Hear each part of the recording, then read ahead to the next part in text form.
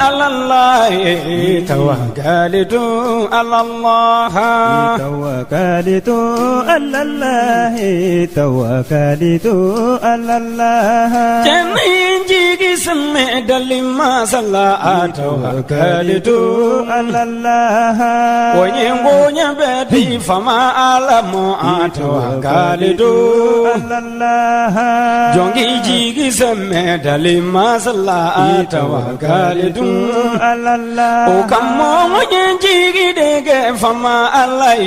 توكلت على الله دلي فيونا فما الله دو توكلت على الله على جينو دبا فما الله دو توكلت على الله أنا مديونا فما الله دو توكلت زخرهم دايما منجدد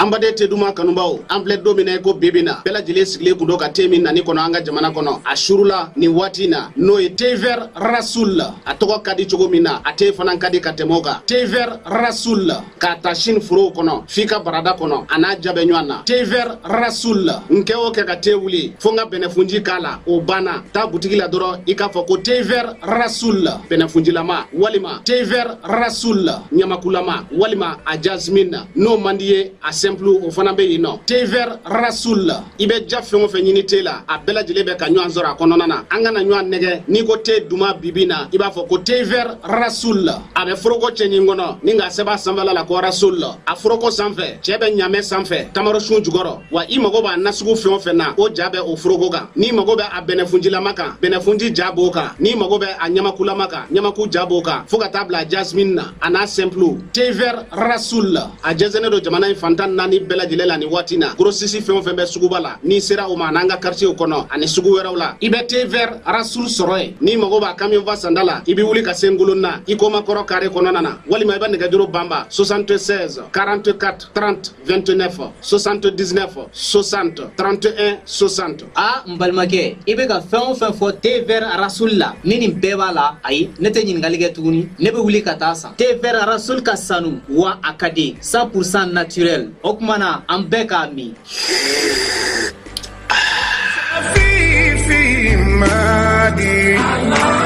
ka bɛni baaraw kɛcogo ɲuman sabatili ye société énergie du mali ale bena mise à jour kɛ a ka compteur papier isako bɛɛ lajɛlen na donna nataw la ni fɛrɛ kura min filɛ nin y'a dabɔkun ye ka se ka jigiya to ye ani baara kɛcogo ɲuman k'o sabati ani maa minnu bɛ baara kɛ kuran na olu ni ɲɔgɔn cɛ nin compteur baaraw bena kɛ ka bɛni octobre kalo tile 16 ye san 2024 b'a fɔ kɛɲɔgɔnw bɛɛ lajɛlen ye a bena code 3 de sɔrɔ chiffre 20 na ta o ta n'o kɛra aw fɛ nka a tɛna kɛ kelen ye bilen nin baara in hukumu kɔnɔna la ka se ka kɛ a ka ɲa kɔdu nunu u bɛ da ɲɔgɔn ka cogo min na o de filɛ nin fɔlɔ i b'o don compteur bɛ sɔn o la i bɛ sɔrɔ ka filanan tugu o la compteur bɛ sɔn o la i bɛ sɔrɔ ka sabanan n'o y'a laban ye k'o tugu o la compteur bɛ sɔn o la edem sa ko b'u kɛ ɲɔgɔn bɛɛ lajɛlen na dɔnniya nin baara kura min filɛ nin ye sago tɛ se ka kɛ a kunna baara hukumu kɔnɔna la n'o y'a sɔrɔ kɔdi minnu salen don aw bolo n'a ma la baara fɔlɔ a y'u la baara ka compteur la yanni nin mise à jour cɛ n'a ye gɛlɛya sɔrɔ walima n'a mago bɛ kunnafoni dafalan na k'u b'a da u ka kɛ ɲɔgɔn bɛɛ lajɛlen kulo kan a y'an ka centre d'appel wele min ye 36 077 walima a ka taa n ka agence dɔ la kelen na.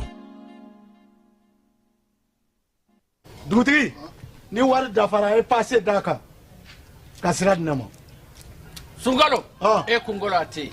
dugu wari ko o d'i ma fo dugu ani dugu o wara t'a de. o kɔni kuma t'a la sa e ka sama mɔnɛ to yen i yɛrɛ ta. Sita Sidi ka numéro filɛ nin ye wari ci.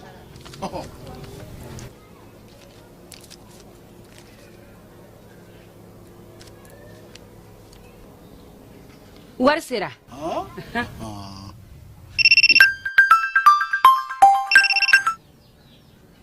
Allo i ye wari sɔrɔ o ɲɛna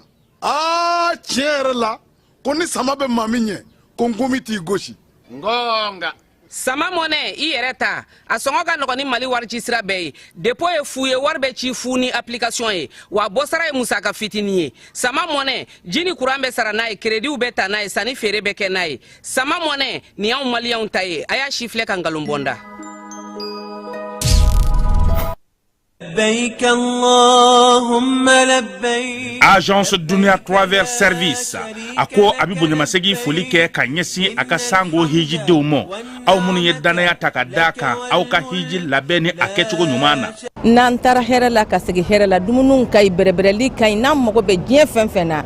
u ba bela jelen kanye donc ambu foku barkada directeur mi to man no fe no e Amadou Maïgaye ajora jorola nyemogo ya ko fenfen ajora jorola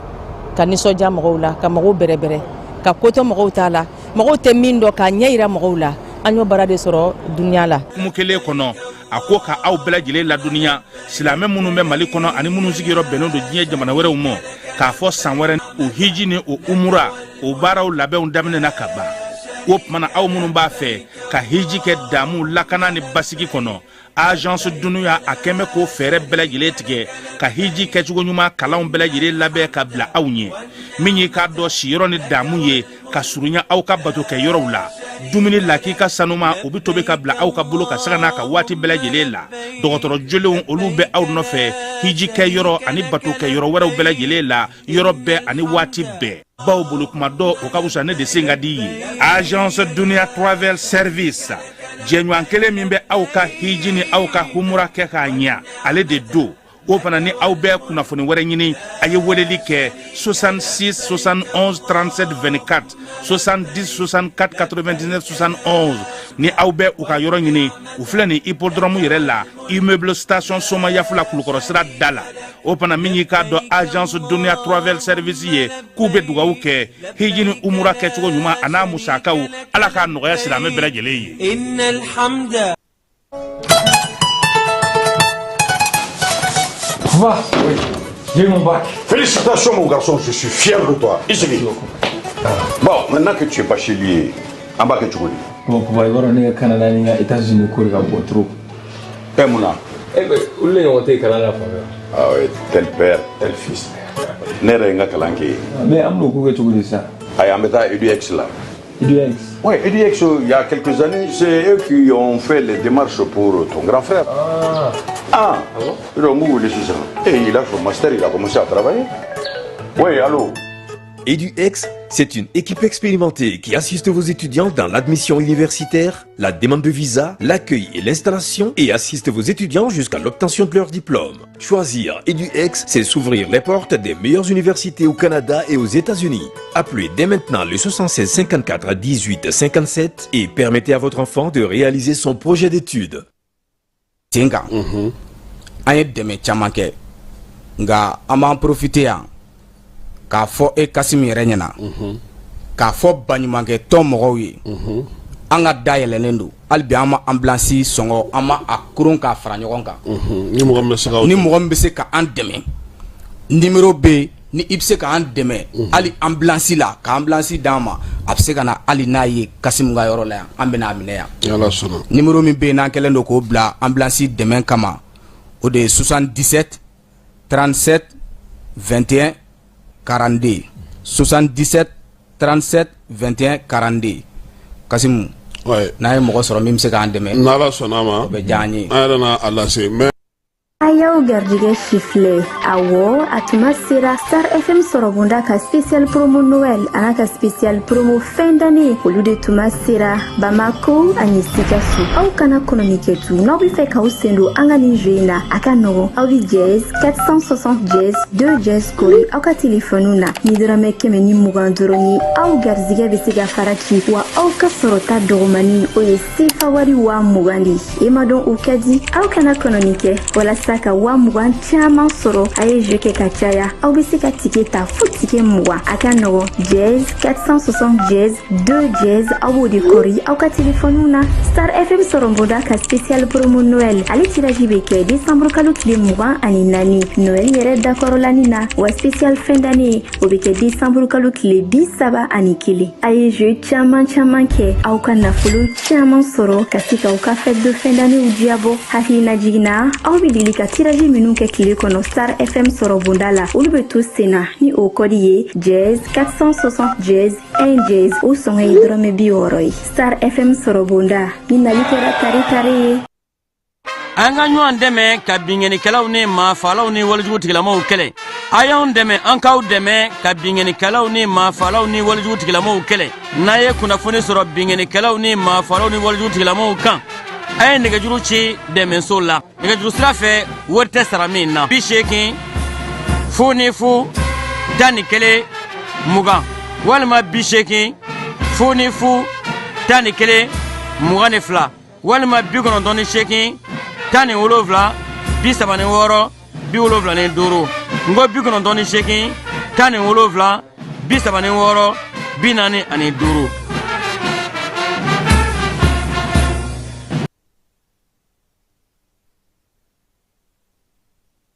توكلت على الله توكلت على الله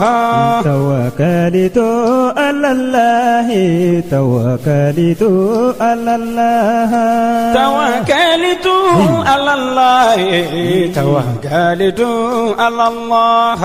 توكلت على الله توكلت على الله جنينجي سمع دلما صلى توكلت على الله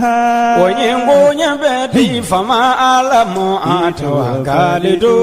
على الله جونجي جيجي سمع دلما صلى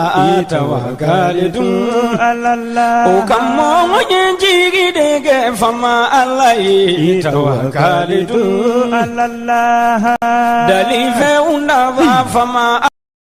Allah do tawakalitu Allah Allah jina udaba fama Allah do tawakalitu afu bela jirema ko uni sogoma ye jumai ye samru kalo ale tle woro bi samba flani muga ani nani me dugo ke sa mi ye jumai ala ka ale timogo nyanda ni islamo bela jirema shini kenani labangu mala ko dama ala ka nga bato kelo bela jiremine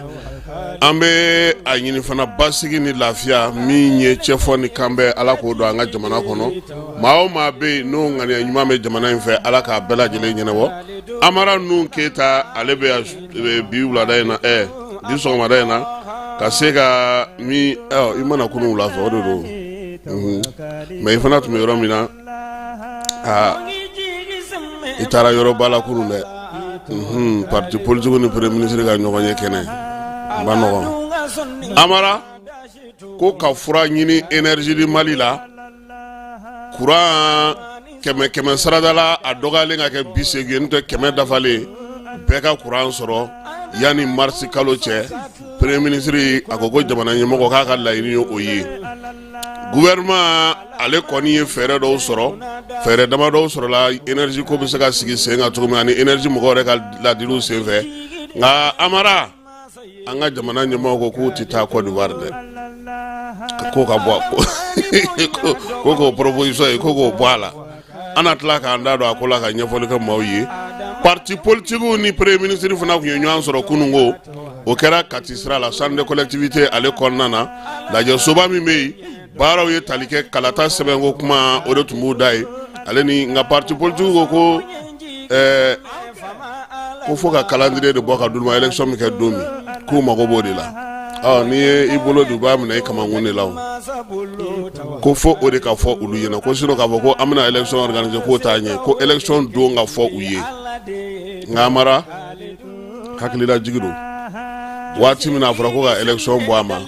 jamana ɲɛmɔgɔ ko u bɛ président sigi dɔrɔn de kɛ ko an ka se ka bɔ transition kɔnɔ a bɛna ta o dabada ma wa a bɛna kɛ cogo di wa nka parti politique kɔni taara dɔw dɛ an kana fɔ a bɛɛ parce que ne ma bɛɛ ye dɔw taara nka caman kɔni tun bɛ yen kuma minnu fɔra e yɛrɛ y'u mɛn o n'a bɛ maa jigi sigi n'a bɛ mɔgɔ jigi kari i yɛrɛ a kumaw mɛn wa partiw bɛ taa de dɛ parti politique ɲɛmaa 11 min kun minɛna kabini juin kalo tɛmɛnen olu fana labilara k'u ka t'u ka so premier ministre kɔrɔ Ousmane Sufi k'ale jɔyɔrɔ bonyana o baara in na kosɛbɛ min ye sariya min kan ka sigi sen kan n'o o ye charte pour la paix o ɲɛmaaya baara bɛ ale de bolo nin waati in na amara n'an bɔra yen ɲafungekaw fɛ yen ji bɛ ka tiɲɛni kɛ sɛnɛfɛnw a bɛ ka don olu kɔrɔ yoro so ko min ye balo ye k'o da jiginnen don ye kosɛbɛ bariki ɲɛma olu bɛ ka ɲini pôle économique mɔgɔw fɛ ko ka t'u bila kaso la u ka PDG ba o yɛrɛ bɛ a la tubabukɛ in k'u ɲininen don sabula u ye min kɛ k'o ti bɛn BDM kɔnɔna na sa Papa Sadio ale ka bolofara maaw olu ye sitting daminɛ BDM kɔnɔna na nin ye kibaruyaw ye sa kibaruya minnu an bɛna minnu walawala sɔɔni sisan a bɛ se ka faamuyali kɛ u la cogo min na ka aw sɔgɔlen to Jani.ml FM na sɔɔni sisan an bɛ nin bakuruba ninnu bɛɛ lajɛlen bawoloma aw ye a bɛ se ka faamu cogo min na ladiriya ale kɔnɔna na.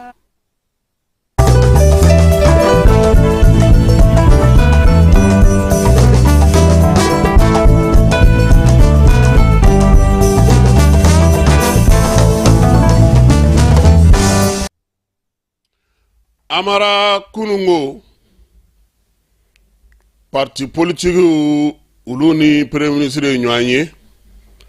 parti politique ɲɛmaa dɔw tun minɛnen n'o ka bila kaso la olu bilara premier ministre énergie ko kuma a wulilen no k'i jɔ o la anw ka sɔgɔmada in na cadeau nin fɛn fila in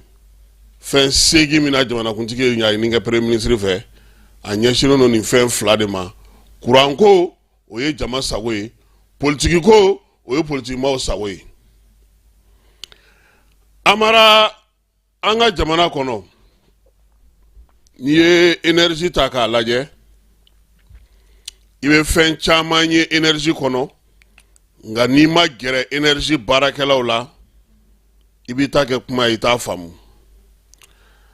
amara énergie degun fɔlɔba ye min ye ni maaw t'o dɔn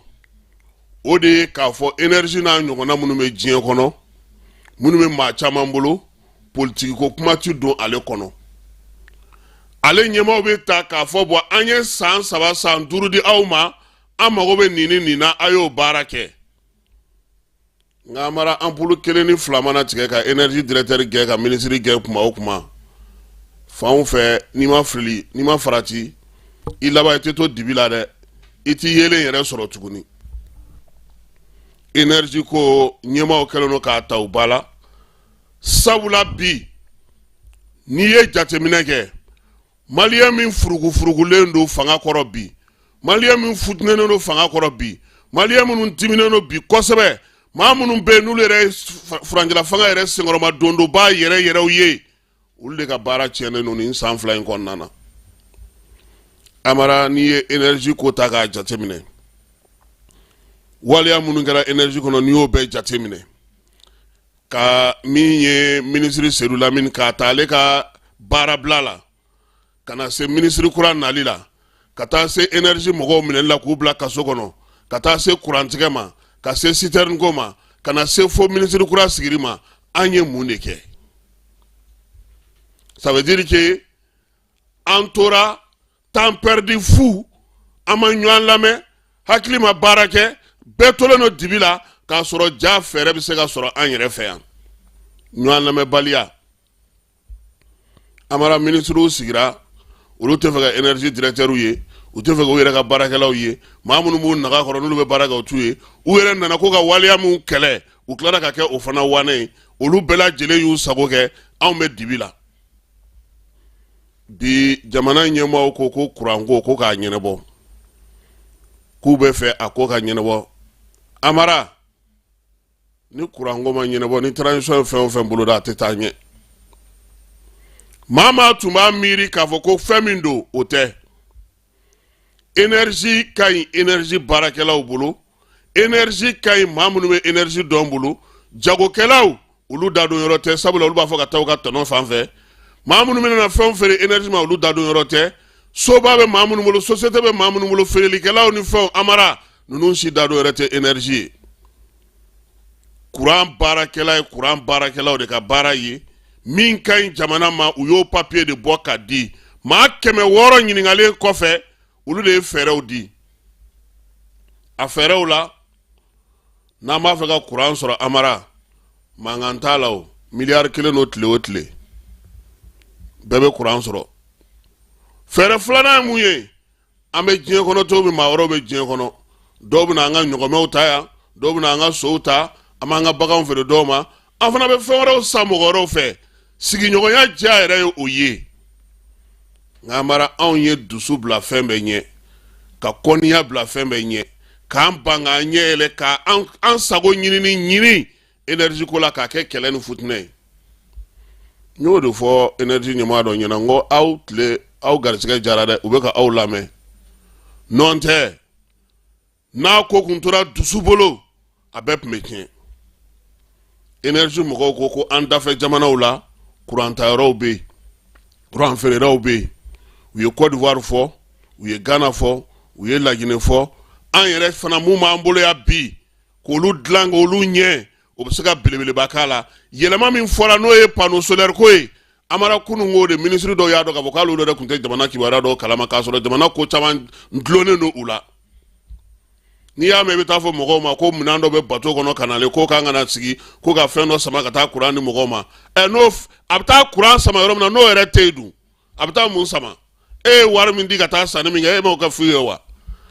amara kunun ko baro senfɛ énergie ɲɛmɔgɔw ko faamaw ma a ye anw bɔ aw ka carburant san na aw yɛrɛ k'a san ka na d'an ma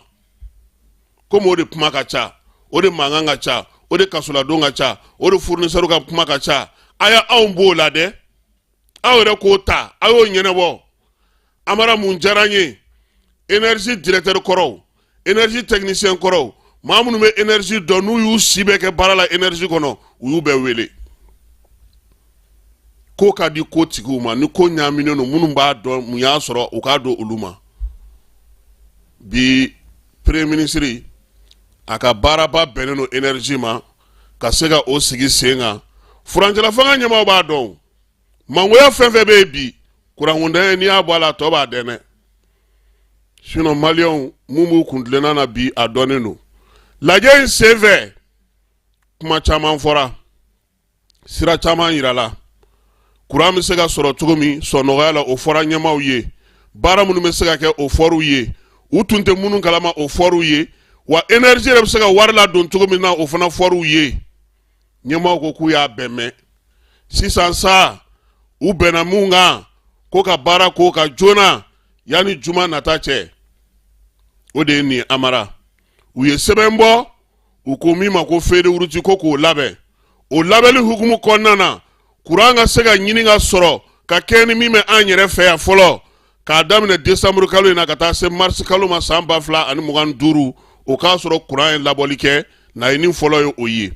filanan ye min ye ministre min bɛ kuran ni jiko kunna ale ni énergie directeur ani ministreso tɔw ka cidenw n'o ye ministre de l'économie ye ani finance k'u ka wuli joona maa minnu bɛ taji feere an ma n'o ye fournisseur ye u ka t'u kuma ɲɔgɔnya tajiko la sɔngɔko bɛ se ka lajɛ cogo min amara énergie bɛ kuran min feere an ka jamana kɔnɔ fandaw ni faamaw ka sɔngɔ bɛɛ ye kelen ko k'o fana lajɛ o bɛ se ka falen cogo min a fɔr'u ɲɛna fana u k'u jija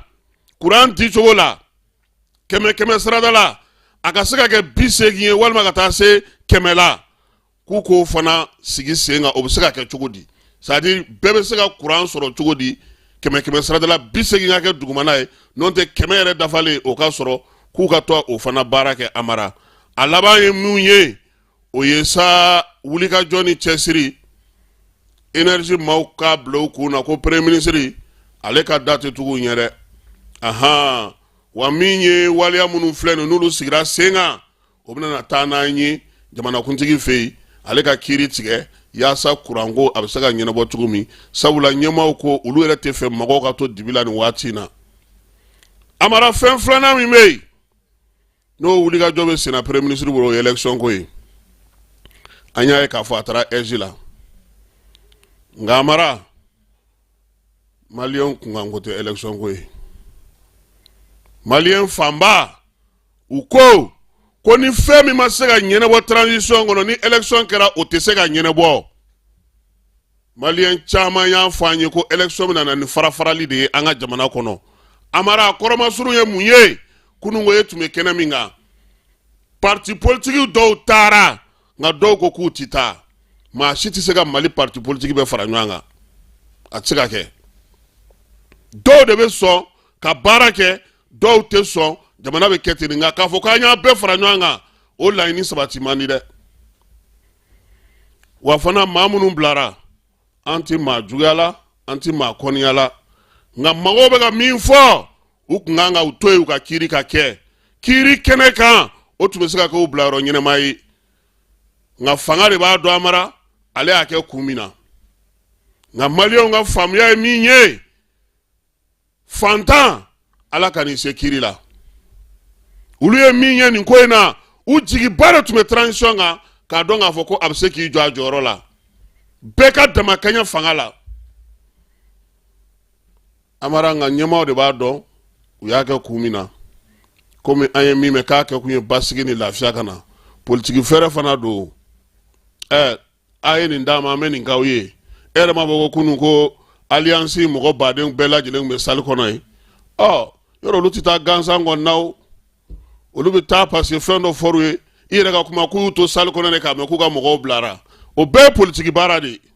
maliyɛnw k'o de ye ko ka bɔ o de la pewu tiɲɛ ka na baara ka kɛ parce que bɛɛ b'a dɔn bi k'a fɔ ni kalata kɛra Amara an bɛ taa sira min kan n bɛna n'a f'i ye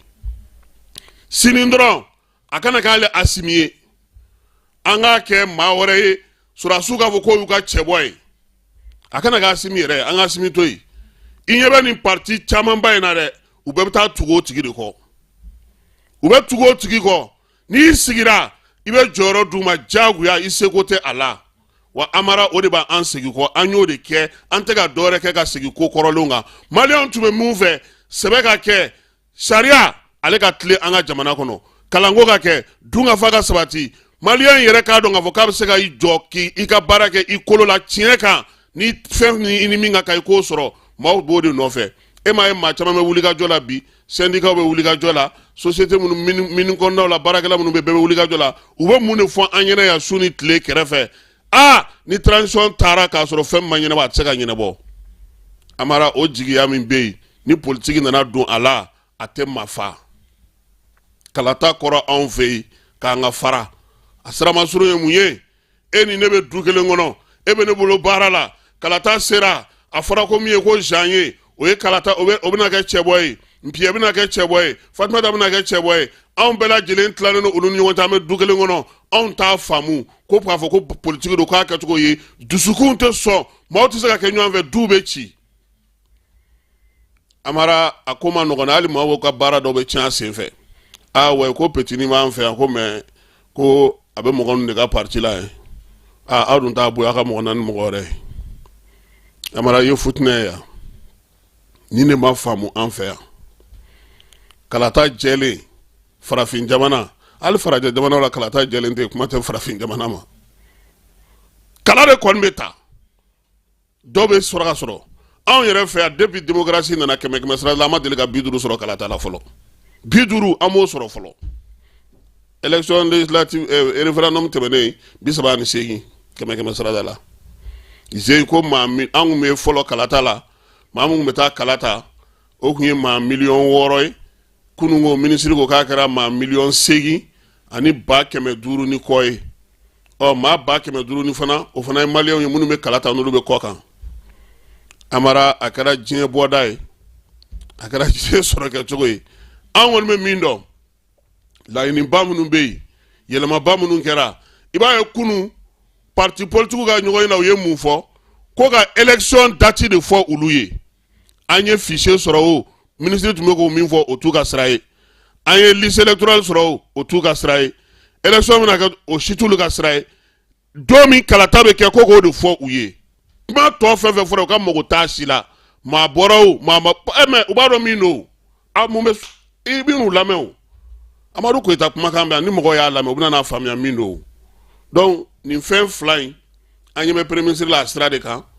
a kɔni ka di dɔw ye a man di dɔw ye maliyɛn kɔni ko u k'olu ka kuranko ɲɛnabɔ élection ko in politiki ko in Amara jɔn ko ala mɔgɔw kumakan b'an bolo n'an y'a diviser mɔgɔw bɛna n'a faamu bi maliyɛn caman ka hakilina ta ye nka an bɛ politiki la sɔrɔdasi minnu bɛ fanga la u bɛ politiki jɔyɔrɔ la u bɛ politiki baara la u fana ka fɛɛrɛw b'u bolo Amara u bɛ ka ko minnu kɛ u b'a kɔrɔw dɔn hali n'o y'a sɔrɔ ɲɛfɔli ma kɛ anw ye a la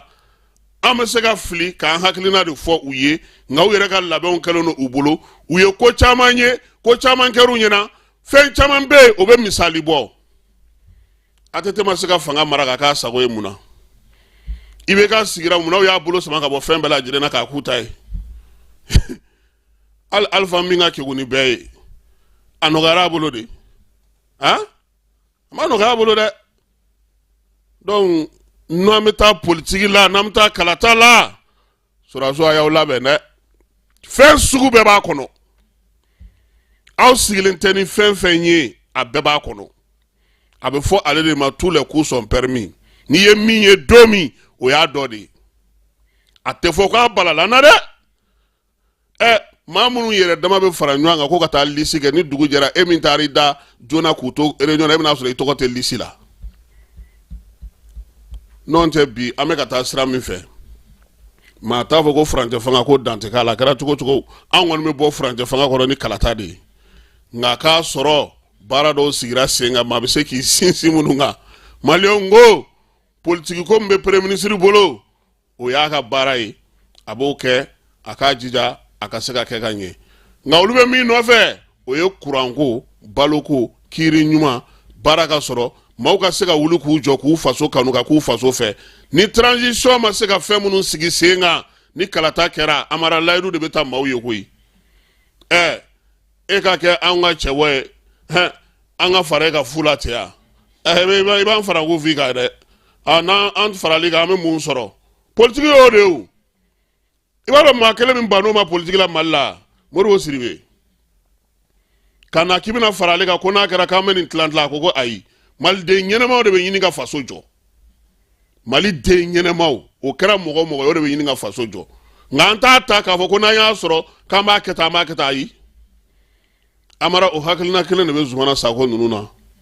hali n yɛrɛ kɔrɔkɛ a n'a ka koba saba bɛɛ o de fana b'a ale fana na mais bi bi in na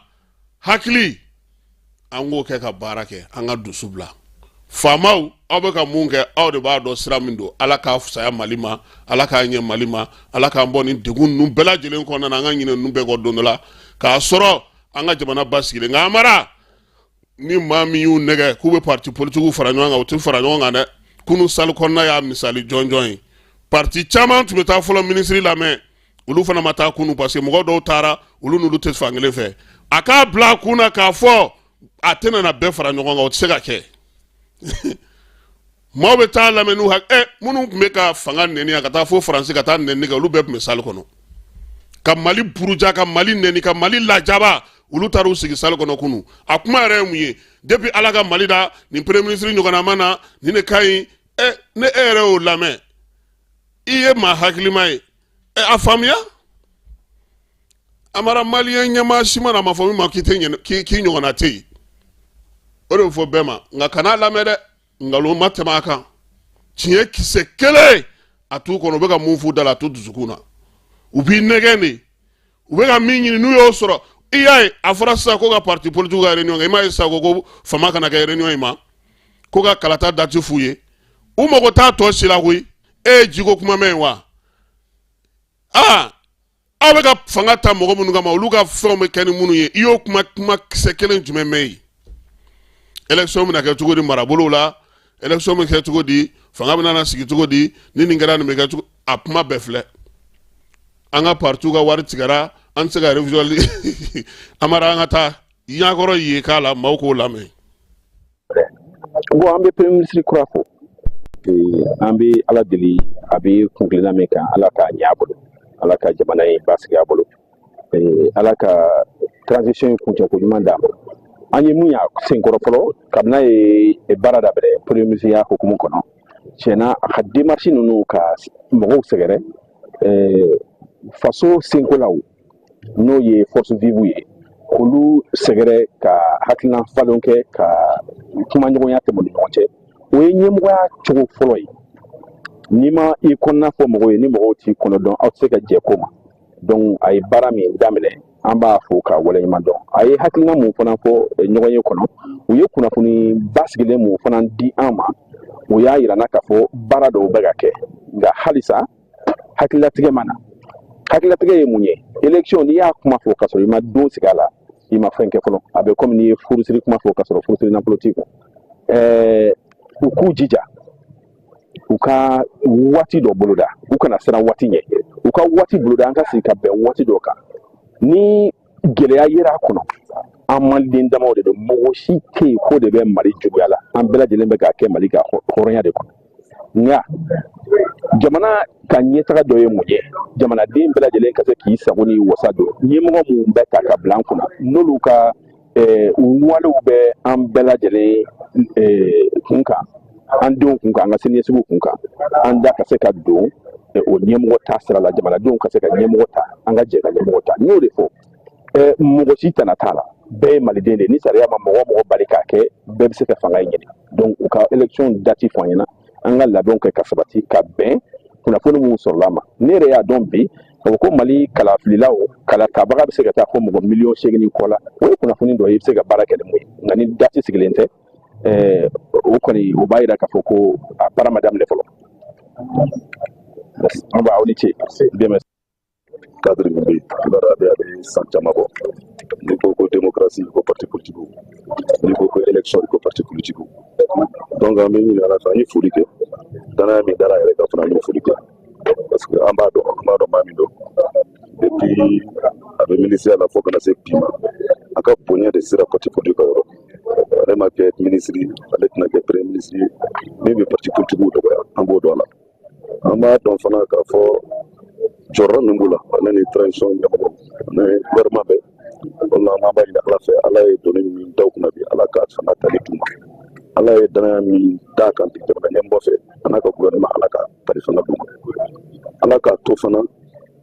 nin ko minnu bɛɛ kɛra min kama parce que ni bɔra ye parti politique rencontré an kɔni ta ye min ye an bɛ créer pour que ka fanga ɲini ka se ka fanga exercer o de la baara an tɛ mɔdɔ o la démocratie tɛ yen parti politique tɛ yen donc an ka bɛ min ɲini dɔrɔn parce que cadre suspendant a reprendre siɲɛ caman n b'a ɲini ala fɛ nin reprise de kan ka kɛ reprise dɔ ye tuguni nin ka kɛ reprise min ye reprise min b'a fɔ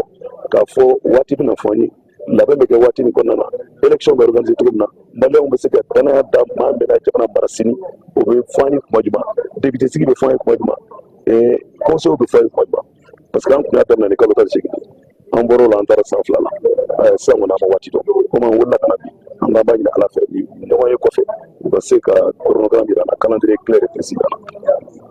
ja dɔ fana jira an na réforme minnu kɛra n'o ye liste électorale révision ye n'o ye kalata bɛ kɛ ne ka tɛgɛ min n'o ye réforme politique institutionnelle ye an ko a ɲɛna révision liste électorale la san o san wɛrɛ ka parti bɛ participer a la mais ɲinan gɛlɛya kɛra kan dɔ de parce que financement des partis politiques tigɛra maintenant malgré tout on a continué à participer mais gɛlɛya nalen an ka b'a ɲini ala fɛ a mana kɛ cogo o cogo o dɛmɛ nin a b'an dɛmɛ fana pour que an ka se ka démocratie sinsin kosɛbɛ réforme fana fɔra an ka b'a ɲini k'a dɔn circonscription électorale bɛna kɛ mun de sisan parce que i b'a dɔn cercle bɔra ani des cycles bɛ de Bamako o tun ye 55 de ye sisan an bɛ fo 159 na circonscription électorale bɛna kɛ jumɛn ye a bɛna kɛ cercle de wa circonscription électorale bɛna kɛ mun a bɛna kɛ région de wa mode de scrutin jumɛn bɛ ta est-ce que mode de scrutin proportionnel de bɛ ta ou bien mode de scrutin majoritaire de bɛ ta an kɔni bɛɛ signé kura la an y'a proposé a ka kɛ mode de scrutin mixte n'o ye a ka kɛ circonscription électorale majoritaire ani liste nationale maintenant an tora salle fana kɔnɔ an y'a mɛn k'a fɔ an ka fasoden ɲuman 11 an ka maliden ɲuman 11 an ka chef de famille 11 minnu jɔyɔrɔ bonyana mali ko la kosɛbɛ minnu ka kɛlɛ tɛ foyi ye démocratie sinsinlen kɔ minnu ka kɛlɛ tɛ foyi ye jamana ka bɔ gɛlɛya kɔnɔna na n'u k'u minɛna ka b'u ka denbaya kɔrɔ n'u k'u minɛna ka b'u somɔgɔw kɔrɔ n'u k'u minɛna ka b'u denw kɔrɔ n'u k'u minɛna ka b'u ka parti kɔrɔ nin y'a kalo 5 ani tile damadɔni an y'a mɛn kan to sara kɔnɔ ko bala an b'a fɔ tare an bɛ foli kɛ ala ka u kisi a ɲɔgɔnna wɛrɛ tɔɔrɔ ma minnu fana y'a to bila min kɛra an b'u fo an b'a daminɛ Usumani Subi an b'o fo parce que a ye jɔyɔrɔ bonya la kosɛbɛ n'o ye premier discours ye an b'a dɔn fana ale tɛ se k'o démarche kɛ ne fanga ɲɛmɔgɔw b'a fɔ ye o de la an bɛ premier ministre fo ka président de la coalition fo sabula a ye batɛgɛ min di premier ministre ma o batɛgɛ kɔnɔna na kuloma 8 don kelen ko ko maliyɛnw ka se ka bɛn filanan ko ko élection ka organiser donc bɛn nalen kɔ mais an b'a ɲini fana minnu bilalen kɔfɛ détenu politique caman bɛ yen tuguni nɔgɔya ka k'olu fana ye Arasabari b'o la Etienne Fakaba b'o la Clément Dambélé b'o la Rose Labi Cher b'o la bref minnu fɛn o fɛn minɛna ko parce que i kumana Maliko de kan k'olu fana bila Mali ɲɛ bɛɛ tɛ minnu bɛ kɛnɛma Maliko fana kama minnu bɛ kɛnɛma ko parce que u da donna Mali gestion ko la mais u ka kɛnɛma ko ye mun ye politique ko de don olu fana ka segin na an ka bɛɛ ka fara ɲɔgɔn kan n'an farala ɲɔgɔn kan olu ye ko cilen basa donnen k'o fɛ a cira de Mali ka taa bɛɛ mais an bɛɛ hakilila tɛ se ka kelen a dilan cogo fɛ dɛ parce que bɛɛ ni hakilila don mais faso de ka d'anw bɛɛ de n'an farala ɲɔgɔn kan a ka ca Ala fɛ jugu minnu bɛ yen nɔ u tɛna se ka se sɔrɔ an na an ko caman kɛra transition kɔnɔ an yɛrɛ foli kɛ caman kɛra sɔrɔsiw jɔyɔrɔ bonyana kosɛbɛ mais ko bɛɛ tɛ se ka kɛ ni kɛ ko ye bɛɛ b'a dɔn bi économie jɔlen don bɛɛ b'a dɔn bi opérateur économique sɛgɛnnen don bɛɛ b'a dɔn bi courant ko gɛlɛyalen don bɛɛ b'a dɔn bi fɛn caman bɛ yen o tɛ se ka kɛ tant qu'an ma se ka na retour à l'eau constitutionnelle la donc an y'o laɲini kɛ et on nous espérer que 2025 o baara bɛ k'o ye et que cadre tɛna tigɛ bilen k'a fɔ ko reprise wɛrɛ ka kɛ nin bɛna kɛ reprise permanente de jusqu'à l'élection des futurs dirigeants du Mali k'aw fɔ k'aw lamɛn. Amara an b'i fo sabula kunu e tun bɛ e de nin kumakan ninnu bɛɛ lajɛlen ta k'a fɔ fana min ye parti politique minnu bɛ Bamakɔ kɔnɔna yan EJ bolofara olu ye kalansen sigi sen kan kunungo min ye EJ Jabalala Sɛbɛnnikɔrɔkaw fɛ yen Bamakɔ gouverneur n'o ye Ablaye Kulubali ye ale tun b'o kɛnɛ kan EJ ɲɛmaa danga n'o ye Usumani Traoré o tun bɛ yen maa minnu kan ka kalan yɛrɛ kɛ Bamakɔ EJ mɔgɔw kunna sa o ye Nana Sanu ye an kɔrɔmuso ale ni Dr Birima an ka monsieur Birima Fɔnba olu de kan ka kalan k'u kunna baara in ɲɔgɔnna bɛ ka kɛ Mali bolofara bɛɛ lajɛlen na maa minnu bɛ yen n'olu kan ka kalanta kow ɲɛnabɔ ka kalan kɛ olu kunna o yɛrɛ ka kalanta ko faamuya Bamakɔ district ta kɔni kɛra baara belebele don baara min na to sabu na faamuyali kɛ kalata bɛ se ka labɛn cogo di kalata sɛbɛn bɛ kɛ cogo di min ye sɛbɛn minnu bɛ yen ni maaw kan k'u tɔgɔ ɲini o kan ni baara kan ka kɛ cogo min na ka taa se fichier kow ma olu yɛrɛ kan k'u ka bolofaraw fana labɛn cogo di ka se ka kalata kunbɛn a ɲɔgɔnna bɛ ka kɛ Mali fan 14 bɛɛ lajɛlen fɛ Amara an bɛ taa fan fɛ an bɛ sɔrɔ ka segin ka na.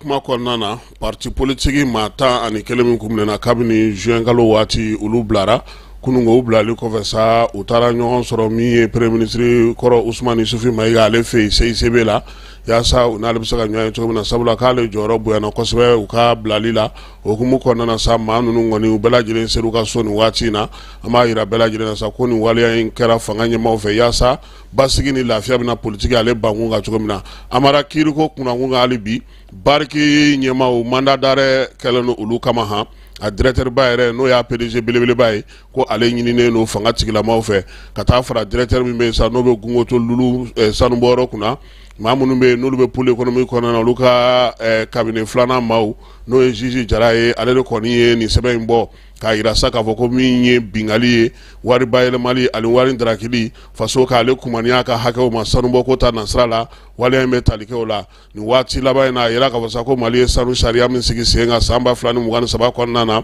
o bɛ tali kɛ min na sa yɛlɛmaw kan ka kɛ sanubɔyɔrɔ dɔw kɔni sɔnna hali kɔsa na y'a ye k'a fɔ Australien olu fana kun ka maaw bɛ kaso la Amara olu ka jɔ kɛra yaasa cogoya min na u bɛ se k'u ka musaka minnu fɔra u ye u bɛ se k'o sara ja wari in fanba Amara baarakɛlaw ka INPS wari de don gouvernement yɛrɛ ta tɛ directement han INPS hakɛ min kan ka di baarakɛlaw ma dɛ u t'o de sara ani fɛn minnu fɔra dugudenw kan ka fɛn minnu sɔrɔ n'a bɛ fɔ o ma ko aw ka fɛn in tɔgɔ ye di local fɛn in tɔgɔ ye di contenu local o min bɛ kɛ sanubɔyɔrɔ la maaw bɛ se ka yiriwa cogo minnu tɛ sanu bɛ sanu dugu kɔnɔna ninnu na ko fɔ in fanba kan ka taa o de la wa o de tɛ ka bɔ a sira fɛ jamana fana ye falen min kɛ k'o de y'a to sa bitugo min ye bariki maaw ye olu kɔni ɲɛmaaw est-ce que tubabukɛ in bi yan o kɔrɔ n'a nana waa minɛ ayiwa o kɔrɔ ko Mali ni bariki ma tila ɲɔgɔn na halisa dɛ Amara n'an bɔra yen an bɛ taa min ye an ka jamana kɔnɔna kibaruya tɔw la an b'a yira o la sa k'a fɔ ko min ye baarakɛlaw ka lafasajɛkulu min bɛ yen n'o ye CDTM ye CDTM ale bolofara min bɛ INPS kɔnɔna na ɲɛmaa kura sɔrɔlo o la o tɔgɔ ye ko Modibo Daɲɔn sa Centrale démocratique des travailleurs du Mali n'o ye CDTM ye ale kɛra o bolofara ɲɛmaa ye INPS kɔnɔna na jɛrɛ belebele senfɛ sa nin waati in na maa min bɛ yen n'o ye minisiri kɔrɔya k'an ka jamana kɔnɔ n'o ye Dede Usumani ye nin waati in na fana na ale ye Mali ka lasigiden Katarikaw fɛ yen a bɛna bila o de nɔ na min ye CDTM bolofara min bɛ